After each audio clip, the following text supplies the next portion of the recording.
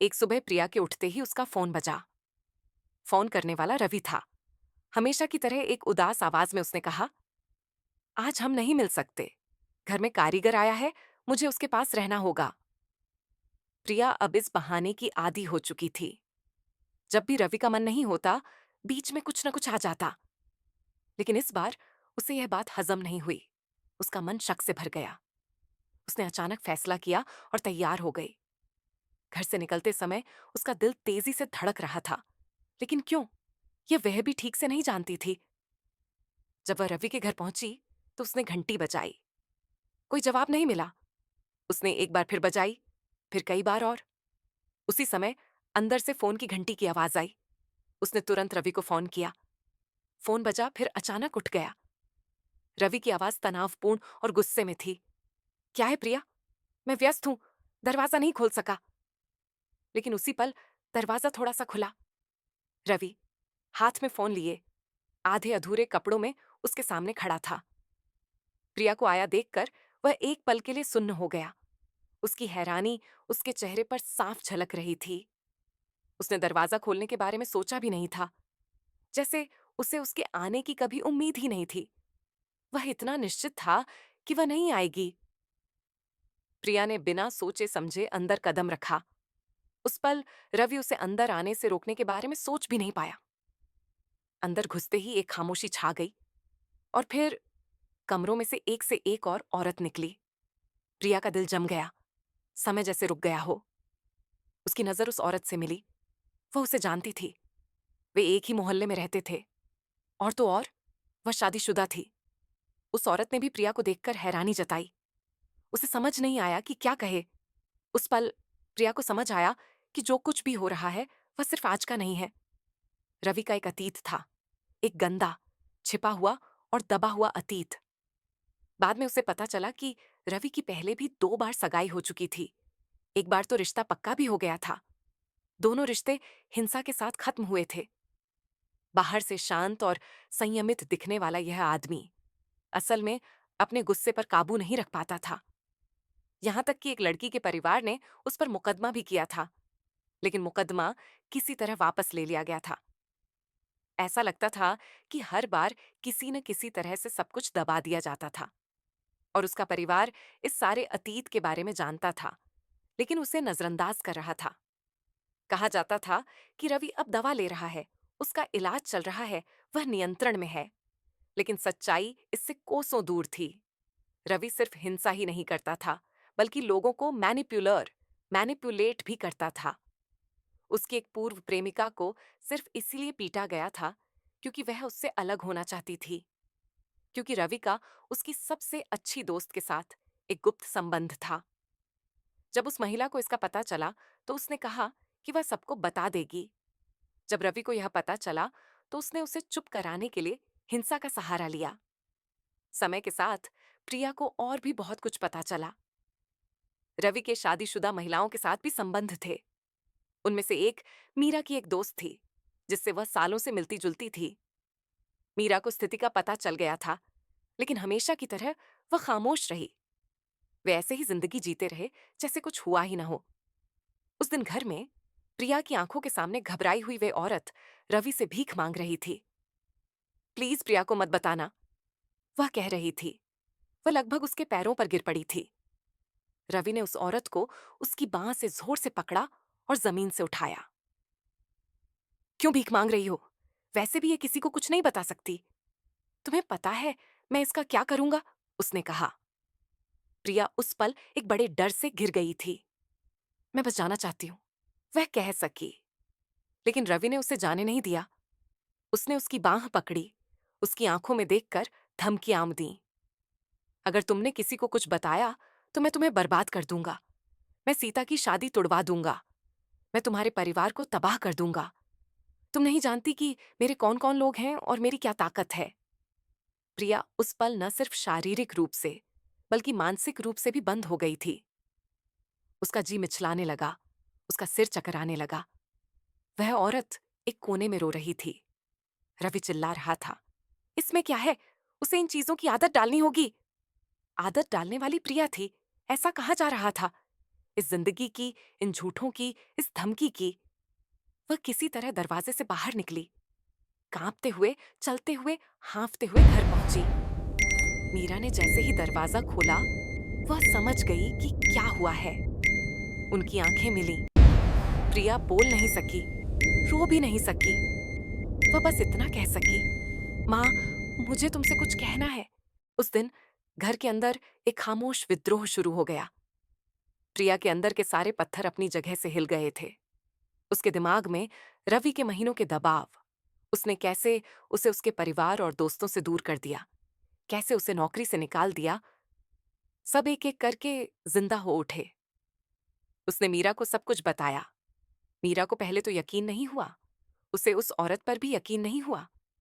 लेकिन आखिर में उसने दृढ़ता से कहा, यह शादी नहीं होगी, लेकिन हम ये खुलकर नहीं बता सकते।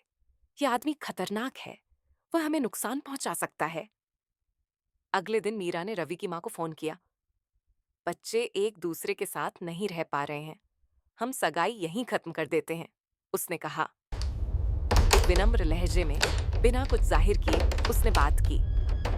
फोन बंद करने के 10 मिनट बाद रवि का फोन आया। उसने ऐसी गालियां दी कि प्रिया ने अपनी जिंदगी में ऐसे वाक्य नहीं सुने थे। सिर्फ शब्द ही नहीं, बल्कि वाक्यों के रूप में अपमान की बौछार कर दी। तुमने क्या सोचा था कि तुम मुझे छोड़ सकती हो? सब कुछ तैयार था। तुमने अपने परिवार को क्या क्या बताया कि वे मान गए। तुम सपने देख रही हो। तुम शुरू से ही जलती थी।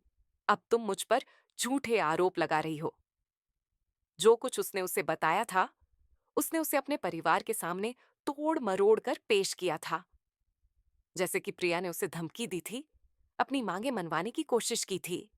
जैसे कि उसने कहा हो, मैं बता दूंगी कि तुम शादीशुदा महिलाओं के साथ हो, मैं तुम्हें बदनाम कर दूंगी।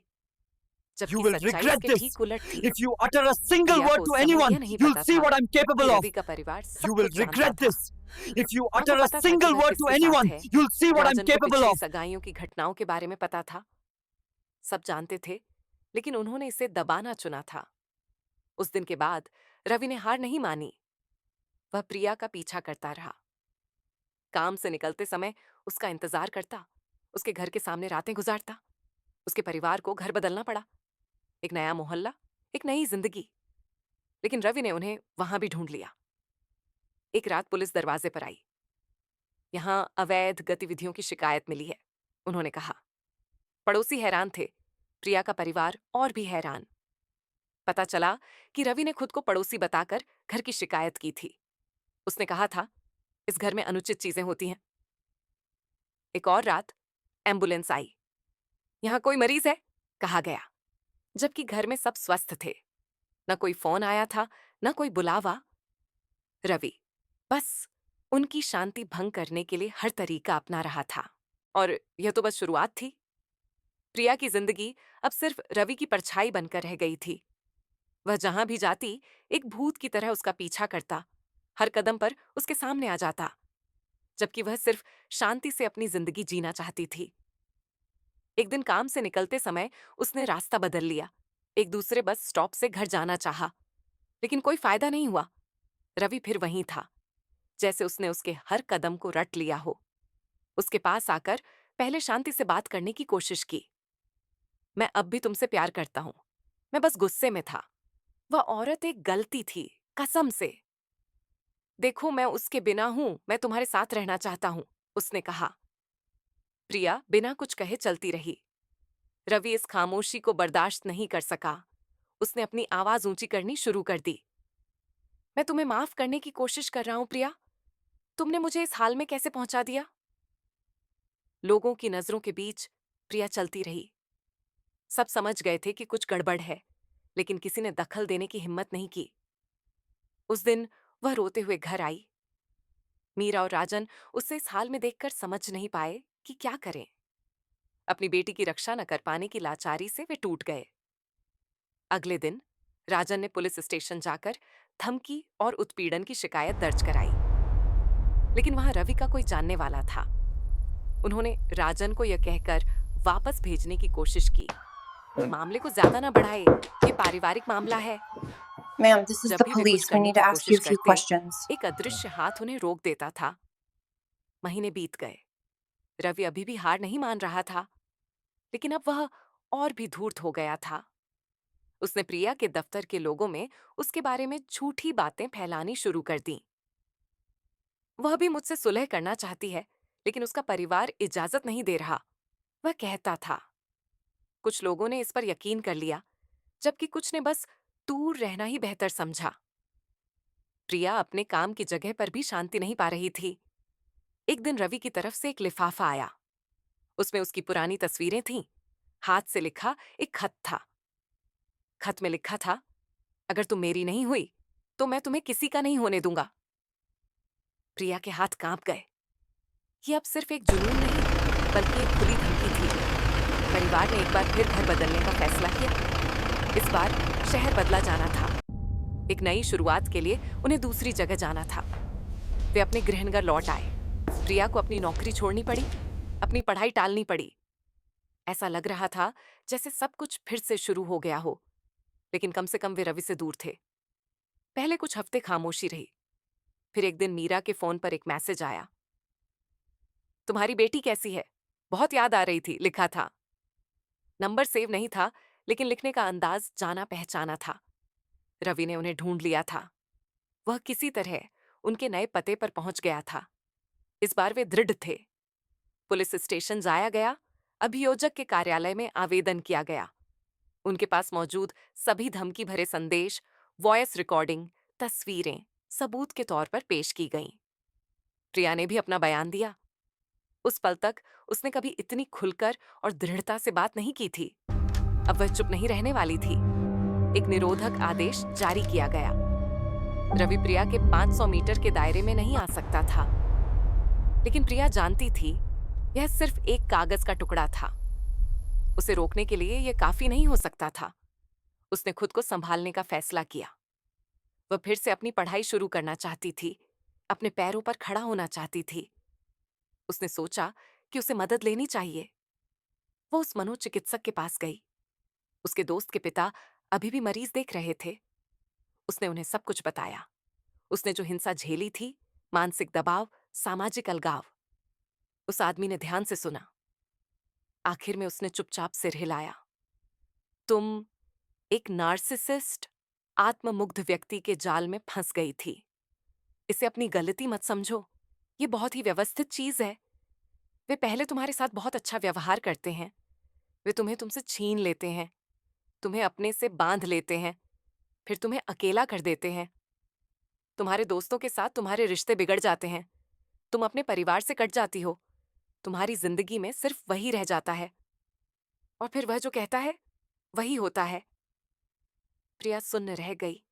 सब कुछ इतना साफ था। उसने एक योजनाबद्ध, जानबूझकर की गई तबाही का अनुभव किया था, लेकिन अब उसे पता था कि क्या हुआ था, और यह जानकारी उसे खड़ा रखेगी। अब वह एक नई जिंदगी की दहलीज पर थी। अपने नए शहर में जिंदगी ज्यादा शांत थी, लेकिन प्रिया के अंदर का तूफान थमा नहीं था। वह रात में अभी भी जाग जाती, दरवाजे की घंटी बजने का भ्रम होने पर चौंक जाती। उसके फोन पर आने वाले हर अनजान नंबर पर उसका दिल घबरा जाता, उसकी सांसें फूल जाती। उसने इतना कुछ झेला था कि अब सुरक्षित होने पर भी It's उसका been a दिमाग उसे long चैन नहीं दे रहा time था। since I felt like I उसने could धीरे-धीरे खुद को breathe. संभालने की कोशिश की। It's been a उसने long एक नए time since कोर्स I में felt दाखिला like I लिया, could breathe. सुबह टहलने जाना शुरू कर दिया। शुरुआत में वह खामोश थी, किसी से बात नहीं करना चाहती थी, लेकिन एक दिन कोर्स के बाद उसके पास आकर किसी ने कहा, प्रिया, तुम्हारी मुस्कान मैंने पहले कहीं देखी है। तो वह मुस्कुरा दी। शायद ये पहली बार था जब यह एक सच्ची मुस्कान थी। समय बीता, ये नई दोस्ती बढ़ी। प्रिया ने अपने अतीत के बारे में कभी बात नहीं की, लेकिन सामने वाले ने धैर्य के साथ उसका साथ दिया। उसने उसे कुछ भी जबरदस्ती नहीं कराया, जवाब की उम्मीद किए बिना उसके साथ खड़ा रहा। प्रिया को यह सम्मान महसूस होने पर उसने खुद को थोड़ा और खोला। अब वह जिंदगी से फिर से जुड़ना चाहती थी, लेकिन अभी भी अंदर से डरती थी। एक शाम बैठे हुए टीवी पर महिलाओं के खिलाफ हिंसा पर एक सार्वजनिक सेवा विज्ञापन आया। प्रिया की आंखें भर आईं। उसके साथ बैठे व्यक्ति ने महसूस किया, जब तुम तैयार हो तो शायद बताना चाहोगी। उसने सिर्फ इतना कहा। उस रात पहली बार उसने अपने दिल की बातें शब्दों में बयां की। आंसुओं के बीच उसने अपने ऊपर हुई हिंसा, धमकी, कैसे उसे अकेला कर दिया गया, अपनी मां की आंखों में डर, अपनी बहन सीता की रक्षा के लिए उसकी खामोशी के बारे में बताया। सामने वाला बस सुनता रहा। न कोई टिप्पणी की, न कोई सवाल पूछा। प्रिया को पहली बार हल्का महसूस हुआ। शायद उसका दिल अभी भी टुकड़ों में था, लेकिन अब वह अकेली नहीं थी। अब कोई उसे सच में सुन रहा था। एक सुबह उसके फोन पर एक सूचना आई। रवि को निरोधक आदेश का उल्लंघन करने के आरोप में हिरासत में ले लिया गया था। वह अकेले एक महिला के घर के सामने रंगे हाथों पकड़ा गया था। प्रिया ने पहली बार सांस ली। वह सही मायने में अब उसका अतीत था। ये जानकारी ही काफी थी। उस दिन उसने खुद को आईने में देखा। उसने लंबे समय से खुद को इतना साफ नहीं देखा था। खत्म हो गया, उसने चुपचाप कहा, और मैं अभी भी यहां हूं। प्रिया अब सिर्फ जिंदा नहीं थी, वह जी रही थी, सच में, फिर से। अगर आपकी भी कोई सच्ची कहानी है जो आप हमारे साथ बांटना चाहते हैं, तो हमें कमेंट में जरूर बताइए। हमारी कहानियां आपकी आवाज बने। सब्सक्राइब करें और हमारे साथ जुड़ें।